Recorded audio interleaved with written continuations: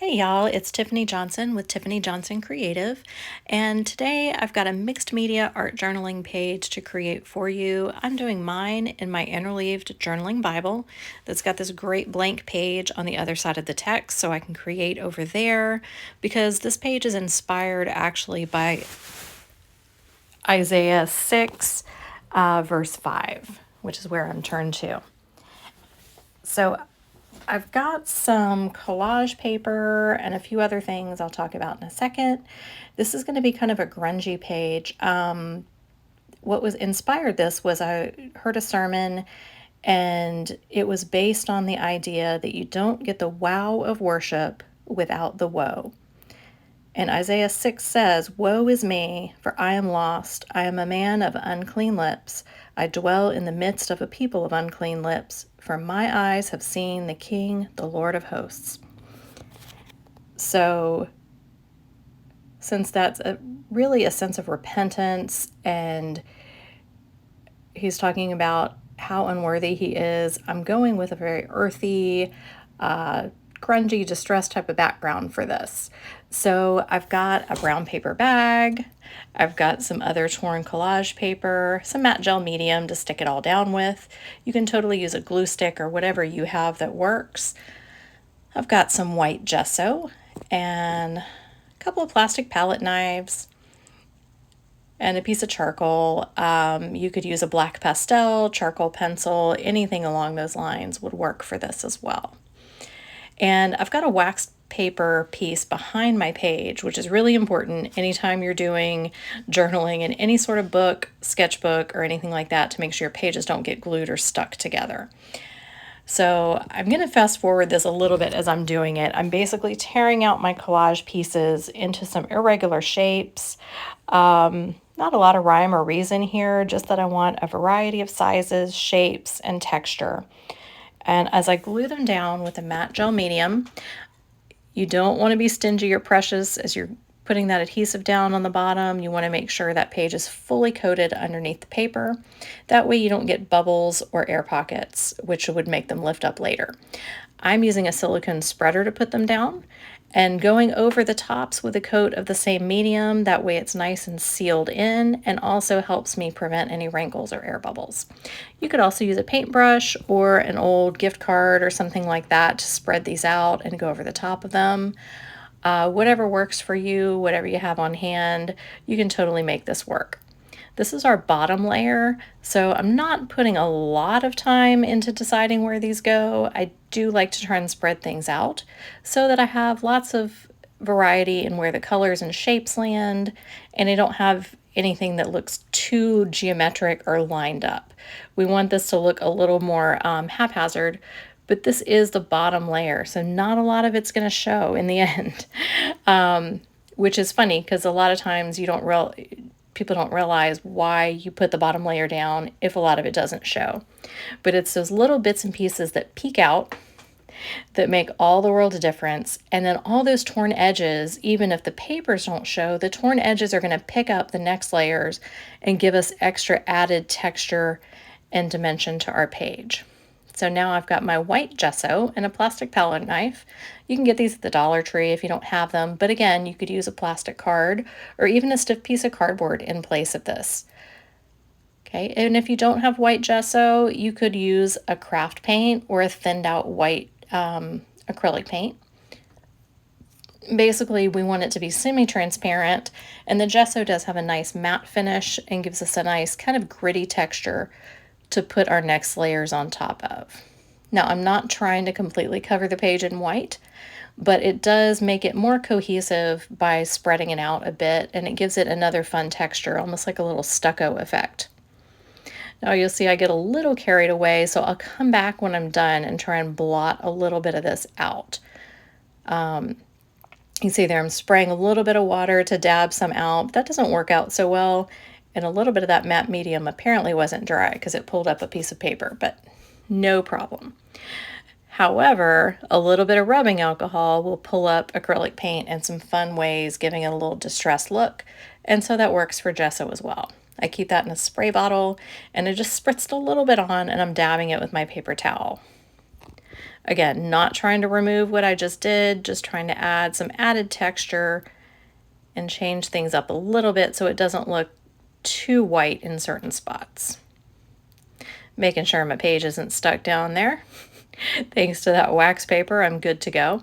And you want to give it a good dry, or just give it some space and wait until it's dried on its own. That works okay too. I love my Ranger heat tool because I don't always have the patience, and it's nice and quiet and quick to get those pages nice and dry. So on our next layer, we're going to come in with that compressed charcoal, which again, you can use any kind of charcoal, vine charcoal, charcoal pencil, or even a black pastel, anything that gives it that kind of grungy look. Again, it's almost the sense of ashes.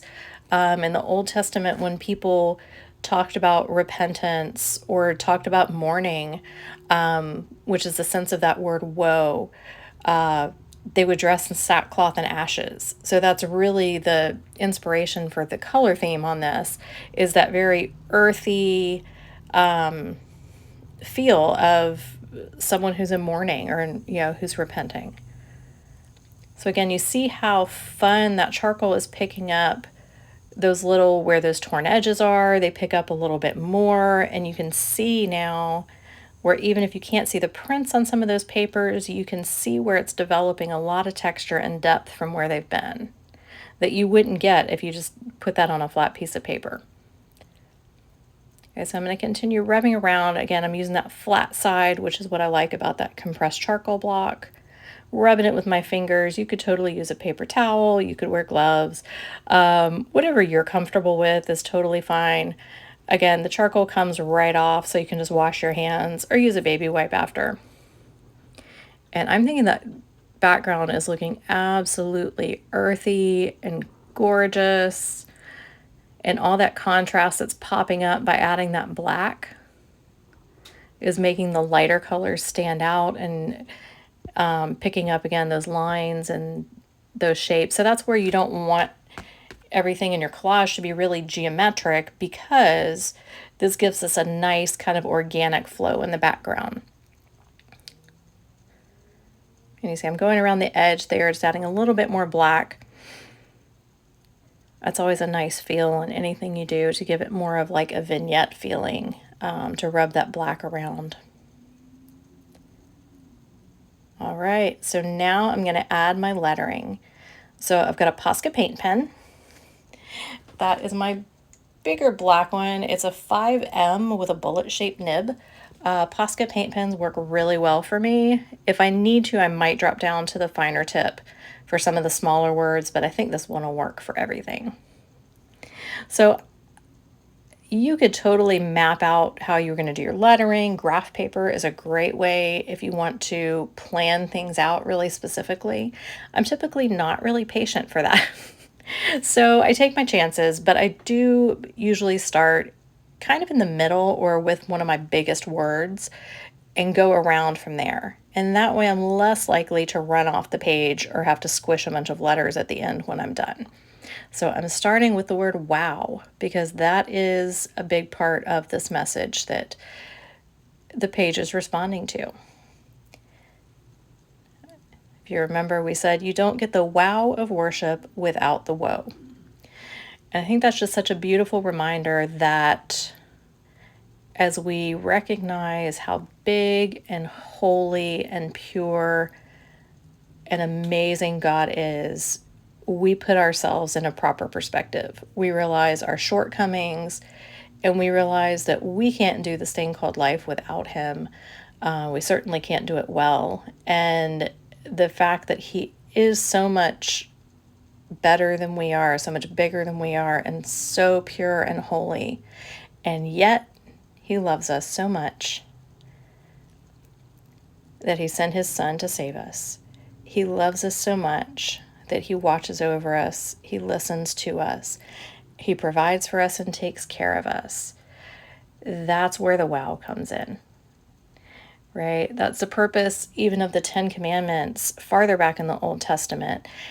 It wasn't just a list of laws to follow.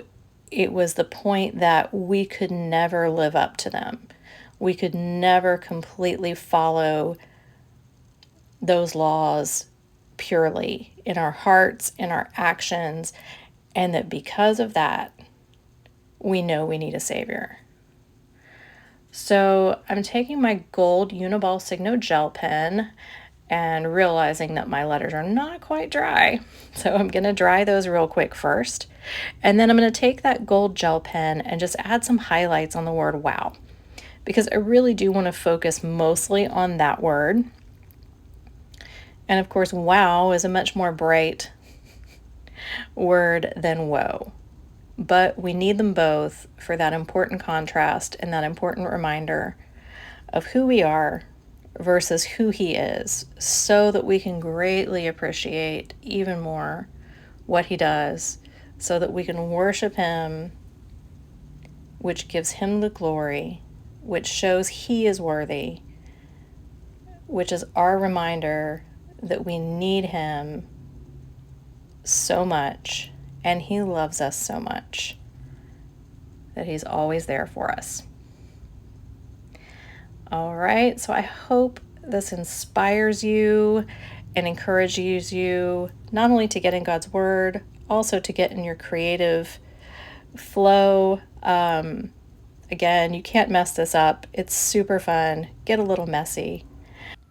So hopefully this video encouraged you to do all that. And if you did, I hope you'll like and subscribe to see the new content coming out soon. Thanks.